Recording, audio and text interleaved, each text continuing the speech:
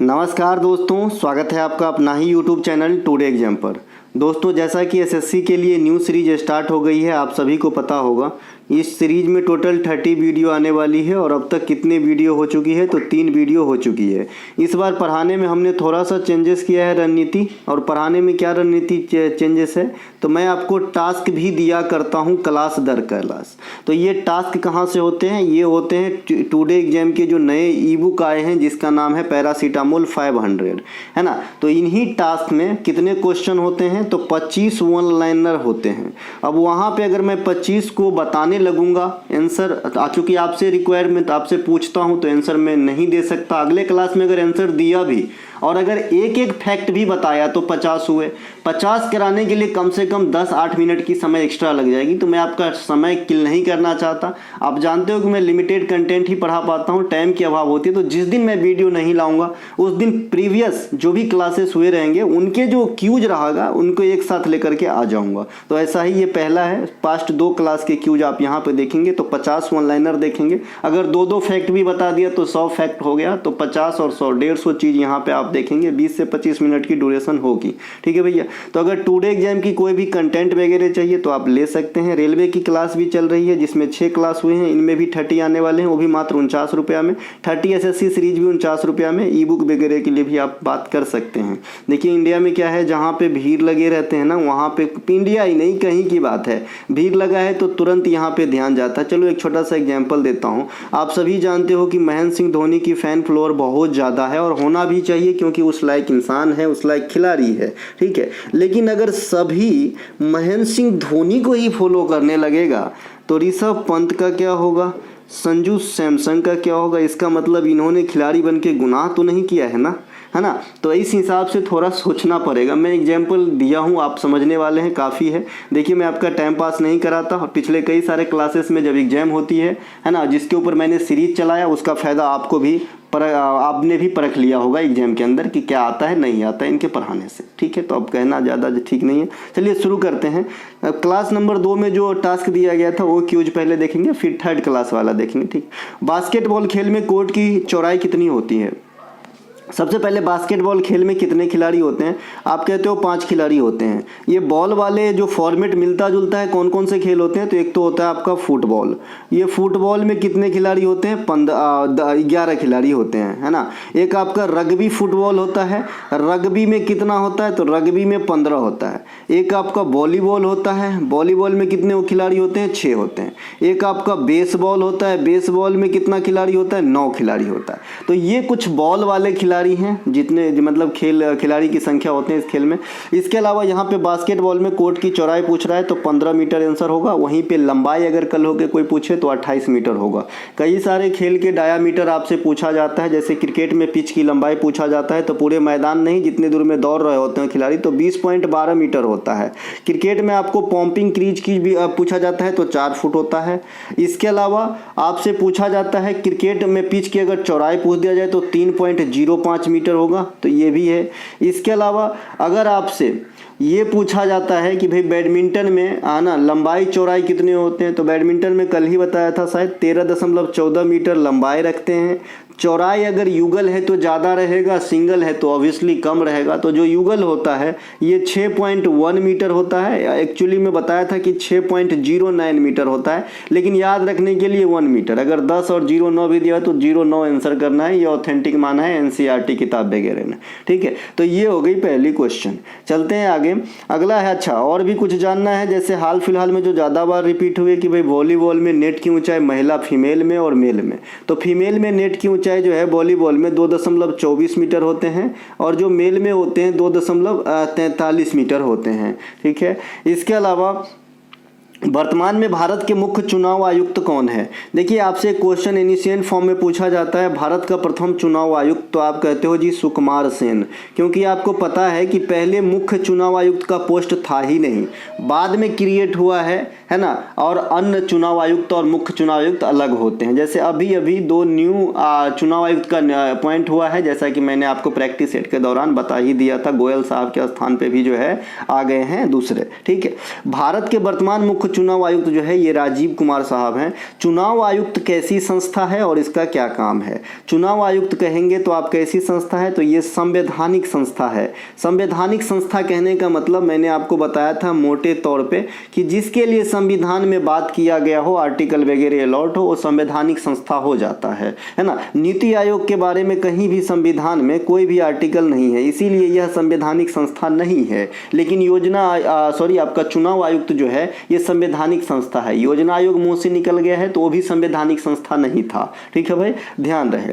तो ये आपका चुनाव आयुक्त क्या बातें हैं काम में, तो ये चुनाव कराते हैं। कौन कौन सा चुनाव कराते हैं, तो प्रेसिडेंट का चुनाव कराते हैं, वाइस प्रेसिडेंट का चुनाव कराते हैं। जो आपका राज्यों में असेंबली का चुनाव होता है यानी विधानसभा का चुनाव होता है राज्य के अंदर, ये भी आपका कौन कराता है भैया, ये भी कराते हैं आपके चुनाव आयुक्त ही करवाते हैं। ठीक है, तो भाई राज्य में जो पंचायत के चुनाव होते हैं वो कौन करवाते हैं, या फिर नगर पालिका की चुनाव होते हैं वो कौन करवाते हैं, तो पंचायत हो चाहे नगर पालिका हो, इनके चुनाव जो है स्थानीय निकाय के द्वारा करवाया जाता है। स्थानीय निकाय का मतलब उस राज्य का जो अपना चुनाव आयोग है ना वो करवाता है। राइट, तो ये हो गए। तो राजीव कुमार साहब आपको आंसर रखना होगा याद। इसके अलावा अभी कौन सी लोकसभा चुनाव हो रही है, जो अभी चुनावी सीजन है भाई, तो अभी 18वीं लोकसभा चुनाव हो रही है। 18वीं लोकसभा चुनाव हो रही है। इसकी अवधि कब से कब तक रहेगी, तो 19 से 24 था, तो ये 24 से 29 हो जाएगा। ठीक है, इसके अलावा केरल में मनाए जाने वाली ओणम त्योहार कितने दिन तक चलती है भैया, 10 दिन तक चलती है। महाबली या फिर है ना भगवान विष्णु की जो है इसमें आराधना पूजा करी जाती है। केरल में त्योहार की बात करेंगे तो आप नववर्ष त्योहार बीसू मनाते हैं, इसे मलयाली नववर्ष भी कहते हैं। मलयाली मतलब केरल की भाषा मलयालम है, तो मलयाली में नववर्ष को बीसू कहते हैं। जैसे तमिलनाडु में पोतांदू कहते हैं, असम में बिहू कहते हैं, पंजाब में बैसाखी कहते हैं, है ना, जम्मू कश्मीर में नवरेह कहते हैं, बिहार में शीतल कहते हैं, इस प्रकार से महाराष्ट्र में गुड़ी पाडवा कहते हैं, है ना। तो ये सब नववर्ष वाली बात तो हो गई। इसी प्रकार से केरल में आएंगे तो त्रिशूर पूरम नामक त्योहार भी होता है केरल में, है ना। इसके अलावा अट्टुकल पोंगल भी केरल के अंदर होता है, और खाली पोंगल कहेगा तो तमिलनाडु के अंदर होता है। केरल के अंदर मकर बिलक्कू का त्योहार मकर संक्रांति के टाइम पे होता है, मकर बिलक्कू। ठीक है, केरल के अंदर और आएंगे तो बेल्लाम बोट रेस प्रतियोगिता जो होता है ये भी केरल के अंदर होता है। बेल्लम बोट रेस प्रतियोगिता, ये सब केरल की त्योहारों में से हैं, इन्हें ध्यान रखेंगे। कल या परसों मैंने आपको कुम्मी लोक नृत्य बताया था। कुम्मी लोक नृत्य भी केरल में और तमिलनाडु दोनों जगह होता है। महिला प्रधान लोक नृत्य है, यानी इसमें फीमेल पार्टिसिपेट करती है। ठीक है, इसके अलावा केरल में 2 शास्त्रीय नृत्य है एक ही जगह, एक तो मोहिनी अट्टम है और एक आपका कथकली है। इस मोहिनी अट्टम को जादूगरनी का नृत्य कहा जाता है, जो केरल की शास्त्रीय नृत्य है। इसमें भी भगवान विष्णु की आराधना करी जाती है, तो ये भी ध्यान रखेंगे। और सबसे बड़ी बात, मोहिनी अट्टम जो है ये ओनली फीमेल करती है, इसमें भाग लेती है मोहिनी अट्टम नृत्य में। इनके अलावा 37वें राष्ट्रीय खेल 2023 में भारत को नहीं भैया महाराष्ट्र को कितने स्वर्ण पदक मिले, तो 80 मिले। और विजेता कौन रहा है ना, तो महाराष्ट्र ही रहा है। देखिए आपको ये बता दूं, 37वां राष्ट्रीय खेल तो हुआ था गोवा में, यहाँ पे शुभंकर क्या रहा था, मोगा, है ना, मोगा। इसके अलावा जो 38वां राष्ट्रीय खेल होंगे ये कहाँ पे होंगे, उत्तराखंड में होंगे। उत्तराखंड आर्टिकल 44 अपनाने वाला इंडिया का पहला राज्य है। न्यू शिक्षा स्कीम, जो न्यू एजुकेशन पॉलिसी ने पाया था, इसको भी उत्तराखंड में ही पहली बार अपनाया गया था। उत्तराखंड की सबसे ऊंची चोटी है नंदा देवी, जो अपने आप में, है ना, कुमायूं हिमालय की सबसे ऊंची चोटी भी है। कुमायूं हिमालय पंजाब हिमालय, सतलज नेपाल हिमालय, असम हिमालय नदियों के आधार पे 1 लाख बार बंटवारा मैं कर चुका हूँ। हिमालय का निर्माण से लेके किस प्रकार की पर्वत है, बलित है, यूरेशियन और इंडियन प्लेट के टकराने से निर्माण हुई है। 8850 मीटर हाइट के साथ माउंट एवरेस्ट हिमालयी सबसे ऊंची चोटी है।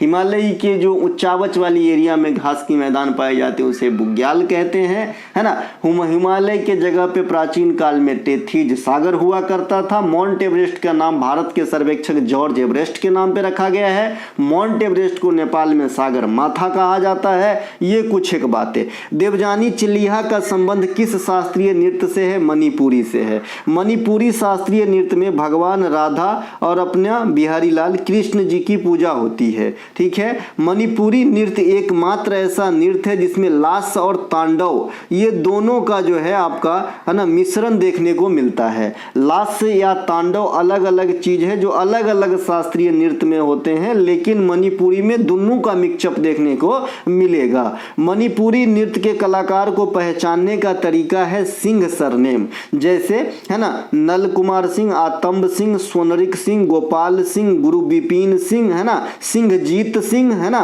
इसके अलावा और आएंगे बिंबावती देवी, कलावती देवी, चारू माथुर, झावेरी बहने, देवजीना चलिहा, ये सभी के सभी आपका जो है मणिपुरी नृत्य के मजे हुए कलाकारों में से हैं। इनके अलावा फिस्कल डिफिसिट की स्थिति कब उत्पन्न होती है? जब सरकार को प्राप्ति कम हुआ हो और खर्चा ज्यादा हो गया हो, तो इन बीचों का जो डिफरेंस है इसे फिस्कल डिफिसिट कहते हैं। घाटे की बजट मतलब राजस्व घाटा कहते हैं। इनके अलावा सल्तनतकालीन शासक में किसका लोकप्रिय नाम निजाम खान था? देखिए निजाम खान सिकंदर लोदी का, लोदी नहीं लिखा है ना, चलो सिकंदर लोदी का जो है निजाम खान नाम हुआ करता था। जूना खान जो है ये आपका एमबीटी का नाम हुआ करता था। मोहम्मद बिन तुगलक का नाम जूना खान हुआ करता था। उलुग खान जो है, उलुग खान की उपाधि न ये अपना बलबन को भी दिया गया था। ठीक है, बलबन को भी दिया गया था। लाख वक्स यानी लाखों का दान देने वाले जो है ये कुतुबुद्दीन ऐबक को कहा गया है। सेकेंड सिकंदर या सिकंदर ए सानी जो है ये अलाउद्दीन खिलजी को कहा गया है। तो ये आपका सल्तनत कालीन कुछ एक शासक का अलग नाम। जहांगीर ने अपनी आत्मकथा किस भाषा में लिखी? ये फारसी भाषा में लिखे हैं। जहांगीर को आप सलीम कहते हैं। न्याय की जंजीर जो है ये आपका जहांगीर से जुड़ा है और जहांगीर के काल को मुगल काल में जो है चित्रकला का स्वर्ण काल कहते हैं। प्रांतों में द्वैध शासन किस अधिनियम के तहत समाप्त किए गए थे? देखिए भारत सरकार अधिनियम 1919 जिसे मोंटेग्यू चेम्सफोर्ड योजना भी कहते हैं, है ना। तो इसमें क्या हुआ कि आपका प्रांतों में द्वैध शासन इंपोज किया गया, थोपा गया, लगाया गया। लेकिन जो भारत सरकार अधिनियम 1935 आते हैं तो प्रांत में द्वैध शासन को समाप्त करके इसके जगह पे केंद्र में द्वैध शासन लगाया गया था भारत सरकार अधिनियम 1935 के द्वारा। तो इसका आंसर 1935 हो जाएगा।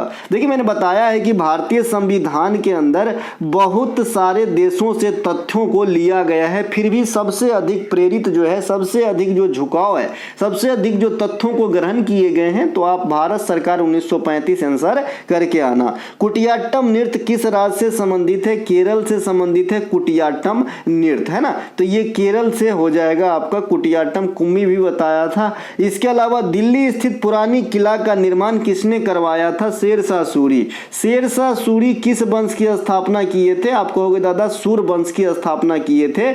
इसका ओरिजिनल नाम कहेंगे तो फरीद खान हुआ करता था।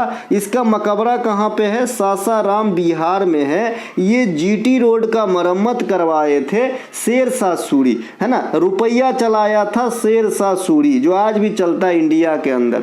तो ये कुछ एक बातें, ठीक है। प्रतिवर्ष विश्व महासागर दिवस कब मनाया जाता है? 8 जून को मनाया जाता है। महासागर की बात करेंगे 5 होते हैं। सबसे बड़ा कौन होते हैं? पैसिफिक होते हैं। और सबसे छोटा कौन होता है? आर्कटिक होता है। ठीक है। इसके अलावा जो पैसिफिक महासागर है इसी में आपका मरियाना ट्रेंच स्थित है, जो इस दुनिया में सबसे अधिक गहराई वाला स्थल है। मरियाना खाई के साथ साथ प्रशांत महासागर सबसे बड़ी महासागर भी है। प्रशांत महासागर, है ना, सबसे गहरी सबसे बड़ी महासागर है ना। इसके अलावा दूसरे नंबर पे आते हैं अटलांटिक महासागर। अटलांटिक महासागर को आप क्या कहते हो? अंध महासागर भी कहते हो। ये सेकेंड लार्जेस्ट महासागर है। तीसरे नंबर नंबर पे हिंद महासागर, एकमात्र महासागर जिसका नाम किसी देश अर्थात भारत के नाम से प्रेरित है। हिंद महासागर में एक द्वीप जो काफी बार पूछा जाता है, डियागा गार्सिया।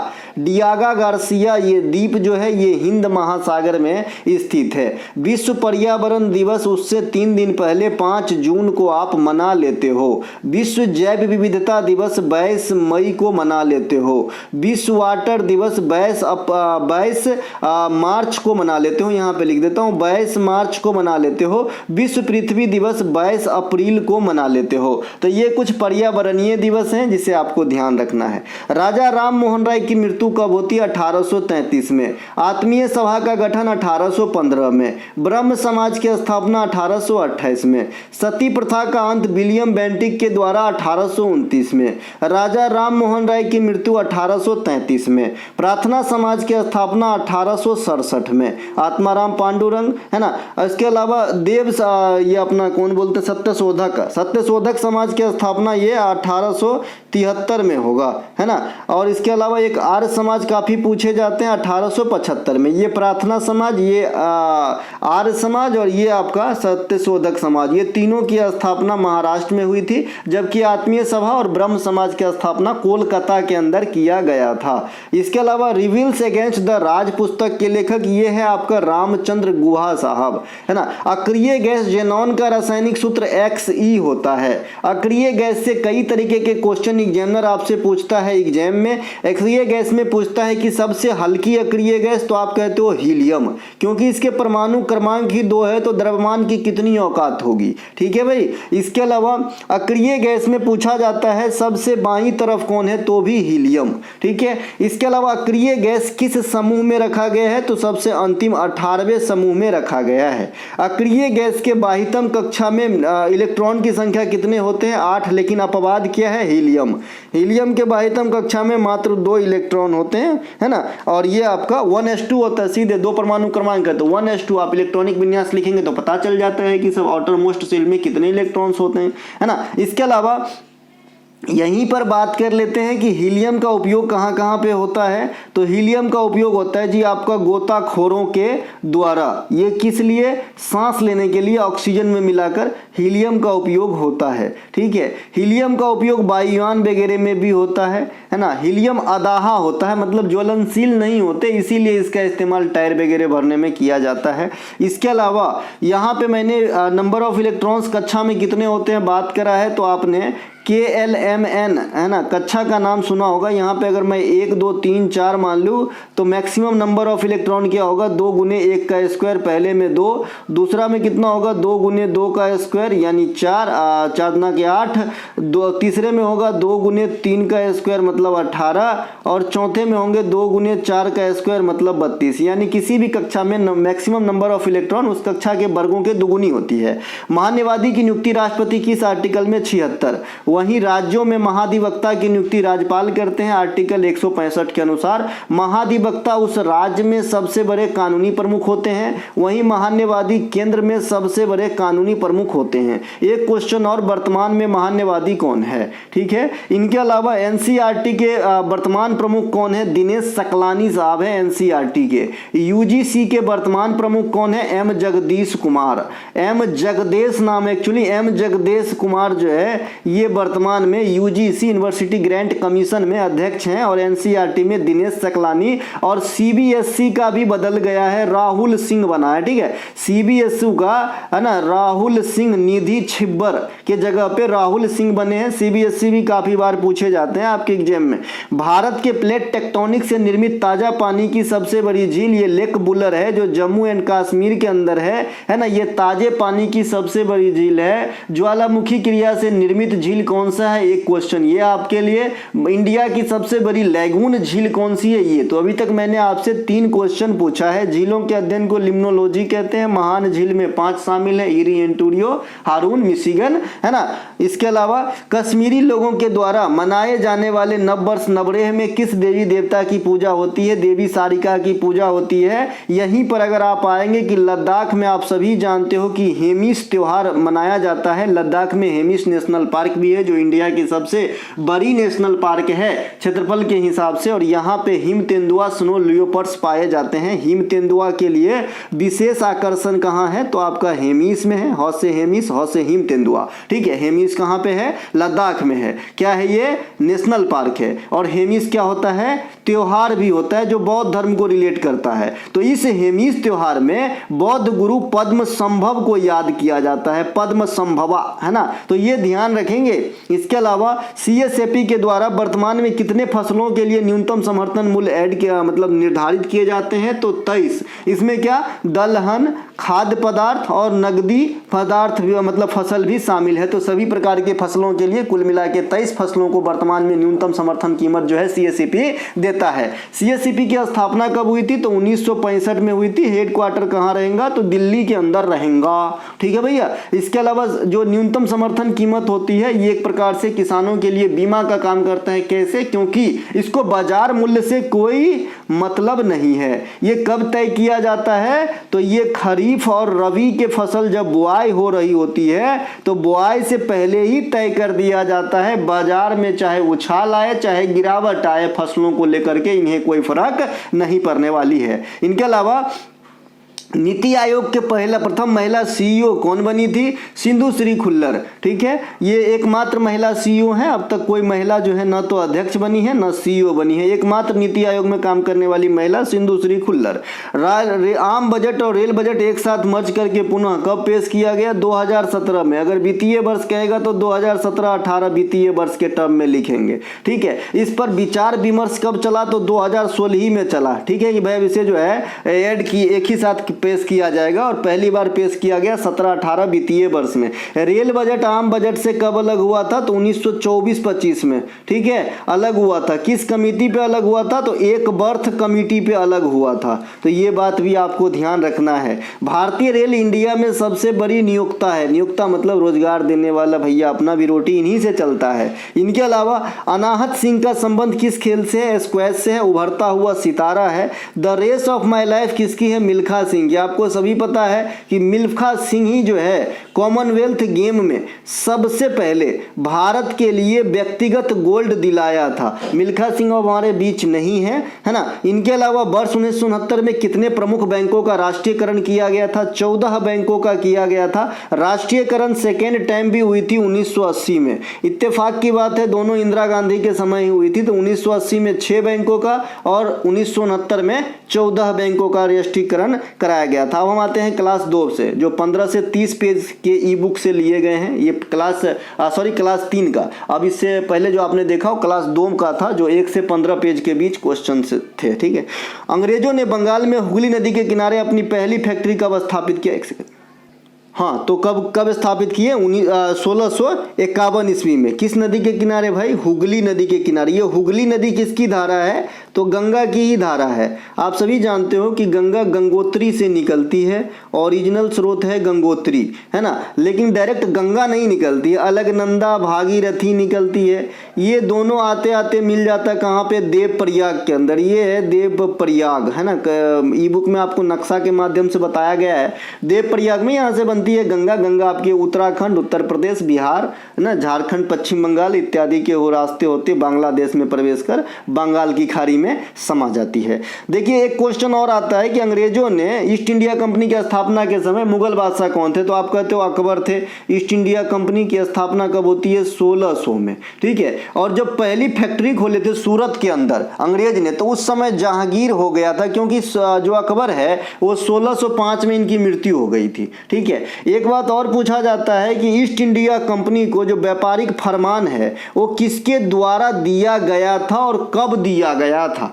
कब वाला बता देता हूं, किसको वाला आप बताना। ठीक है, 31 दिसंबर को दिया गया था, है ना, 31 दिसंबर 1600 को, है ना। और कौन दिए थे, महारानी कौन थे, जरा बताना आप। ठीक है भैया, ईस्ट इंडिया कंपनी को जो अधिकार पत्र दिए थे। इनके अलावा सोनल मानसिंह ओडिसी के अलावा और कौन सी नृत्य कर लेती हैं, भरतनाट्यम। इस प्रकार के कलाकार यामिनी कृष्णमूर्ति है, इन्होंने भी भरतनाट्यम के साथ कुचिपुड़ी कर लेना है, इनको कुचिपुड़ी कर लेना है। मृणालिनी साराभाई भाई है, मृणालिनी साराभाई भी जो है भरतनाट्यम के साथ कथकली कर लेना है। तो ये कुछ एक कलाकार है जो एक से अधिक नृत्य कर लेती है, ठीक है। लिलियाना सिस्टारिस्टी है, कई सारे नृत्य करती हैं, लेकिन ओडिसी के लिए जानी जाती है, विदेशी मूल के हैं, है ना। एक आपका है ना इंद्रानी रहमान है, इंद्रानी रहमान ये भी विदेशी कहिए इनको भी, तो इंद्रानी रहमान भी कई सारे नृत्य कर लेती है। तो ये जैसे हेमा मालिनी है, ये भी कई नृत्य कर लेती हैं। तो ये जो है एक से अधिक नृत्यों में। सोनल मानसिंह से एक और क्वेश्चन बनता है, ये सबसे कम उम्र में जो है पद्म विभूषण प्राप्त करने वाली नृत्यांगना भी है, तो इन्हें भी ध्यान आपको रखना होगा।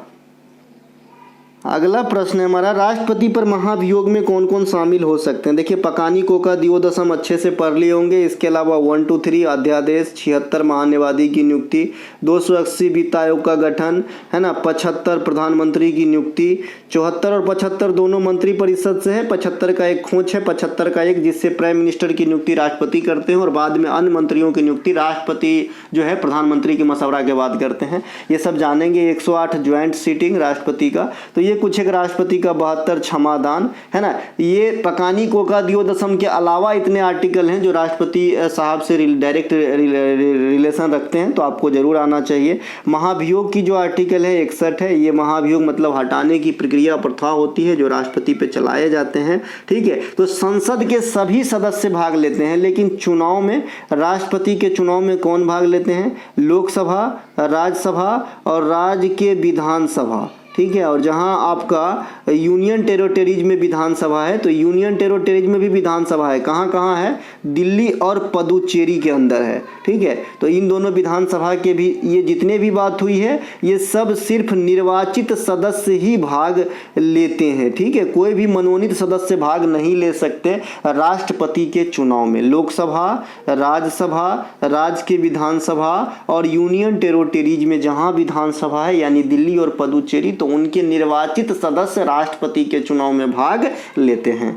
लेकिन जो हटाने की प्रक्रिया है उनमें सभी भाग लेते हैं, संसद के चाहे तो मनोनीत हो चाहे जो है आपका निर्वाचित हो। वहीं पे वाइस प्रेसिडेंट के सिलेक्शन में, चुनाव में संसद के सभी सदस्य ही भाग लेते हैं चाहे, लेकिन विधानसभा का कोई सदस्य भाग नहीं लेता है। वहीं पे राष्ट्रपति है ना यानी प्रेसिडेंट और वाइस प्रेसिडेंट, इन दोनों से चुनावी संबंधित कोई भी विवाद उत्पन्न हो जाए तो कहां पे निपटाएंगे, सर्वोच्च न्यायालय में निपटाएंगे, सुप्रीम कोर्ट में निपटाएंगे। एस अगेंस्ट ओड्स के लेखिका सानिया मिर्जा है ना। प्लेइंग टू विन के लेखिका साइना नेहवाल है ना। इसके अलावा भारत के किस वर्ष तक शून्य कार्बन उत्सर्जन का लक्ष्य है, 2070 तक है। रिचेल फ्लिंट अवार्ड 2023 किसे दिया गया, या फिर सर गारफील्ड अवार्ड 2023 किसे दिया गया। ये दो अलग अलग क्वेश्चन है, लेकिन दोनों एक ही जाति के क्वेश्चन है। एक महिलाओं को दिया जाता है, एक पुरुष को दिया जाता है, इसीलिए हमने दोनों रख लिया है। आपको पता होगा कि ICC जिसे ओवरऑल सेक्टर में क्रिकेटर ऑफ द ईयर चुनते हैं उसे गारफील्ड अवार्ड मेल को दिया जाता है, और अगर लेडीज चुना जाता है ओवरऑल क्रिकेटर एक वर्ष के दौरान के लिए, तो उन्हें है हो रिचेल फ्लिंट अवार्ड दिया जाता है। तो अभी कौन है होल्डर, तो पुरुष में होल्डर है पैट कमिंस, क्योंकि आप जानते हैं ICC cricketer of the year 2023 PAT Cummins है, और महिला में लगातार दूसरी बार नेट स्क्वेयर ब्रंट, ठीक है। तो इनको मिला है रिचेल अवार्ड। शास्त्रीय कर्नाटक संगीत में अलंकारों की संख्या कितनी होती है, तो अलंकार कहेगा तो 35, स्वर कहेगा तो 12 आंसर देना है, कान खोल के सुन लीजिए। अलंकार के जगह पे आप ताल भी लिख सकते हैं, है ना। कर्नाटक संगीत में कितने ताल होते हैं। कर्नाटक संगीत की एरिया की बात करेंगे तो साउथ इंडिया वाला जो रीजन है वहीं तक सीमित है, यानी आंध्र प्रदेश, केरल, कर्नाटक इत्यादि क्षेत्र तक ही सीमित है, तमिलनाडु वगैरह में। इसके अलावा हम भारत के अन्य भूभाग में हिंदुस्तानी शास्त्रीय संगीत के नाम से जानते हैं, ठीक है भैया। इसके अलावा प्रसिद्ध धर्म सभा की स्थापना 1829 में किसने किया था, राधाकांत देव ने किया था। यही धर्म सभा है जो सती प्रथा के विरोध में न होकर उनके जो है साथ थे, यानी सती प्रथा बंद करा गया ना, तो उनको जो है ये विरोध में थे, ठीक है, कि भाई ये नहीं बंद करना चाहिए। इनके अलावा हिमालय के ऊंचाई वाले क्षेत्र में जो घास की परत होती है उसे बुग्याल कहते हैं। मौलिक अधिकार के किस अनुच्छेद के अंतर्गत भारत के किसी भी भाग में निवास करने का अधिकार आपको प्राप्त है या हमें प्राप्त है? देखिए, जो बच्चे जवाब कमेंट करके दिए हैं वो जो है सबसे फेवरेट लिस्ट में आ गए हैं, क्योंकि इतनी मेहनत के साथ आप 25 क्वेश्चन टाइप, जितना भी आपसे बन सकता है टाइप करने को सोचा, मतलब आप में पढ़ने की भूख है, ठीक है। और जो बच्चे ऐसे हाँ यार हैं, तो फिर उनको मैंने कुछ नहीं कर सकता, ठीक है भाई। तो ये जो है आपके कहीं भी आप स्वतंत्र निवास कर सकते हैं। देखिए 19 का 1 आप बच्चे जवाब जरूर दिए हो, लेकिन आपको पता होना चाहिए कि 19 के 1 में वर्तमान में 6 चीज एक्टिव है, पहले तो 7 हुआ करता था। इसमें भी संपत्ति के अधिकार के बारे में जिक्र था और आर्टिकल 31 में भी था। तो अब संपत्ति के अधिकार तो हटाइए गया, यहाँ से आप चला गया 300 के ए में जो आपका विधिक अधिकार है ना। तो यहाँ आपको जवाब देना होगा। जैसे मैं आपसे पूछूं कि भाई 6 से 14 वर्ष तक के बच्चों के लिए शिक्षा का प्रबंध कराना माता पिता या पेरेंट्स का कर्तव्य होगा, तो आपको आंसर 51 का ए डिमांड मैं नहीं करता हूं, आपसे 51 के ए के 11वां पोर्शन डिमांड करता हूं, ठीक है। तो ऐसे ही जो है आप कहीं भी घूमने फिरने के लिए स्वतंत्र है इंडिया में, तो आप यहाँ पे देख सकते हैं ऑप्शन नंबर यहाँ पे है, यानी चौथा है 19 के 1 के ई, यानी 5वां है जी, 5वां है, ठीक है, 5वां होगा ये, ई तो 5 का होता है ना, 5 हो गया, ठीक है।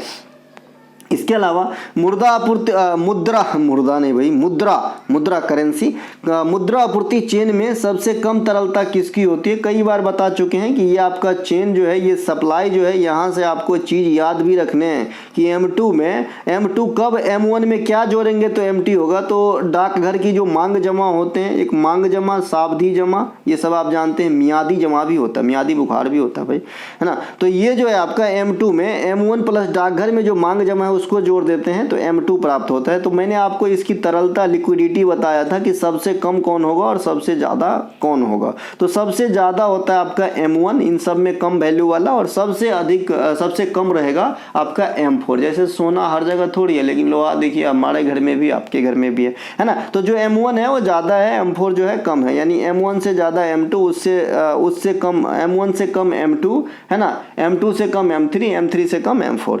एथिकल रिलीजन पुस्तक महात्मा गांधी, हिंद स्वराज कहिए, मैं एक्सपेरिमेंट विथ तुथ कहिए, है ना, यंग इंडिया कहिए, हरिजन कहिए, इंडिया ओपिनियन कहिए, ये सभी के सभी महात्मा गांधी, नवजीवन समाचार पत्र कहिए, है ना, नटाल कांग्रेस के संस्थापक कहिए, सहयोग आंदोलन चलाने वाला कहिए, भारत छोड़ो आंदोलन, है ना, डांडी मार्च, ये सभी गांधी जी के साथ जुड़ा हुआ है। फिनिक्स फार्म, टोल्स्टाय फार्म, ये सभी गांधी जी के साथ जुड़ा है। गोपाल कृष्ण गोखले इनके गुरु थे। ये सभी कुछ बातें। 1915 में लौटना होता है, 1893 में आपका अफ्रीका जाना होता है, ये सभी गांधी जी के साथ जुड़े हुए बातों में से है। सौर ऊर्जा से संचालित भारत का प्रथम गांव मोढेरा है, और सिटी की बात करेंगे तो सांची है, ये मोढेरा गुजरात के अंदर है। इल्तुतमिश द्वारा चलाया गया जीतल किस धातु की बनी थी? तांबा का। एगो और चला था भैया टका, जो आज बांग्लादेश का मुद्रा है, तो टका बनाया था अर्जेंटम का, चांदी का। भारत में सबसे पुराना मस्जिद कौन सा है? शेख चिरामन जुमा मस्जिद कहाँ पे है? केरल में है। यहीं पे सबसे पुरानी चर्च भी है, इसका नाम क्या है? Saint Thomas church. आपने कई सारे स्कूल का नाम देखा होगा। सेंट थॉमस चर्च भी आपका केरल में है, जो सबसे पुराना है। अष्ट धातु निर्मित नटराज की प्रतिमा हाल फिलहाल कहाँ स्थापित किए गए? दिल्ली में, जो भारत मंडपम है वहाँ पे G20 के समय में स्थापित किया गया था। सोना और चांदी के मिश्रण को क्या कहा जाता है? इलेक्ट्रम कहा जाता है। इलेक्ट्रम कहा जाता है सोना और चांदी का। ई बुक में डायरेक्ट क्वेश्चन है, ये फैक्ट से नहीं लिया गया है। इलेक्ट्रम कहा जाता है, और आपके MTS के बाद CGL में भी पूछा गया ये क्वेश्चन है। खेलो इंडिया पैरा गेम 2023 में कितने खेल शामिल थे? 7। कहाँ पे हुआ था? दिल्ली के अंदर हुआ था। कहाँ पे हुआ था? दिल्ली के अंदर हुआ था। खेलो India para game first edition है, 7 खेल को शामिल किया गया था, है ना। इसके अलावा खेलो इंडिया अभी आपका यूथ गेम हुआ है, 6ठा संस्करण कहाँ पे? तमिलनाडु के अंदर हुआ है, महाराष्ट्र ही विजेता रहा है। खेलो इंडिया विंटर गेम भी हो गया 2024 के अंदर, ये कहाँ पे हुआ? लद्दाख प्लस जम्मू के अंदर हुआ है ना। खेलो इंडिया जो आपका यूनिवर्सिटी गेम है, खेलो इंडिया यूनिवर्सिटी गेम, ये आपका पूर्वोत्तर भारत में हुआ है, 7 राज्य में, है ना। तो ये सब बातें ध्यान रखना है। प्रसिद्ध मलाजखंड तांबा क्षेत्र किस राज्य में है? MP में है। अभी तांबा का सबसे अधिक उत्पादन जो है ये आपका MP ही करता है। मलाजखंड, बालाघाट, ये सब MP के अंदर है। कड़सा लोक नृत्य कहाँ से संबंधित है? तो कड़सा नृत्य के प्रकार जो है ये झारखंड से है। ये भी जो है महिला प्रधान नृत्य है। इसमें भी कलश माथे पे लेके किया जाता है। कल मैंने आपको बोला था कि कलश वाला नृत्य एक चंग नृत्य नृत्य भी है राजस्थान का, इसमें भी कलश का इस्तेमाल होता है। राजस्थान में भावई नृत्य है, इसमें भी कलश का इस्तेमाल होता है ना। तो ये कुछ एक बातें हैं। लोकटक झील किस प्रकार की झील है? मीठा पानी का झील है। यहाँ पे आपको दुनिया का एकमात्र फ्लोटिंग पार्क कैबुल लामजाओ का नाम आपने सुना होगा, जहाँ पे संगाई हिरन जो है प्रचलित है। तो ये भी इसी झील के समीप है, आपका इसी झील में कहिए, है ना, क्योंकि फ्लोटिंग पार्क है वो। नाबार्ड की स्थापना 12 जुलाई 1982 को हुआ था। छठी पंचवर्षीय योजना की अवधि 1980 से 85 रखा गया था। आप हमसे ज़्यादा समझदार हैं। नाबार्ड क्या है? कृषि सेक्टर की सर्वोच्च संस्था है।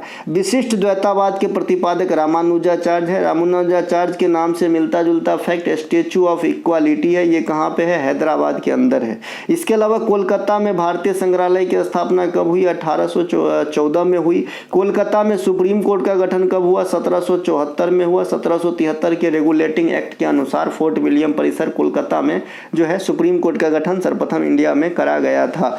दुनिया में सबसे लंबे समय तक शासन करने वाली महिला प्रमुख शेख हसीना बन गई है। ये कहाँ के हैं? अपना बांग्लादेश का है ना। इंडिया में सबसे अधिक दिन तक मुख्यमंत्री रहने वाली महिला अभी भी कौन है? शीला दीक्षित है ना, शीला दीक्षित। और अपना दीदी जो है यानी ममता दीदी, वो तीसरे नंबर पे आ चुकी है सबसे अधिक दिन तक मुख्यमंत्री रहने वाली महिला। ठीक है। और जेंट्स में कौन है सबसे अधिक दिन तक मुख्यमंत्री रहने वाले? पवन चामलिंग। और दूसरा स्थान नवीन पटनायक साहब उड़ीसा का हो गया है। और अपना नीतीश कुमार साहब कितनी बार जो है मुख्यमंत्री की शपथ लिए? तो 9वां टाइम लिए हैं। देखिए एक एक चीज बात आपको ध्यान रखेंगे, पता नहीं एग्जामिनर का मन कब किस पे चला जाए। ठीक है भाई, कौन सा क्वेश्चन पूछ दिया जाए, है ना। तो ये थे आज के क्यूज वाली क्लास। अगर अच्छा लगे तो लाइक करें। हम मिलेंगे अगले क्लास में। जय हिंद। कोई भी कंटेंट चाहिए तो आप डिस्क्रिप्शन में लिंक है, आप कंटेंट ले सकते हैं। एक मिनिमम प्राइस पे आपको जो है क्लासेस, पेड क्लासेस जैसी जो है आपको फ़ायदा करा के देगा और उससे कहीं ज़्यादा करा के देगा। विश्वास करके देखिए। जय हिंद दोस्तों।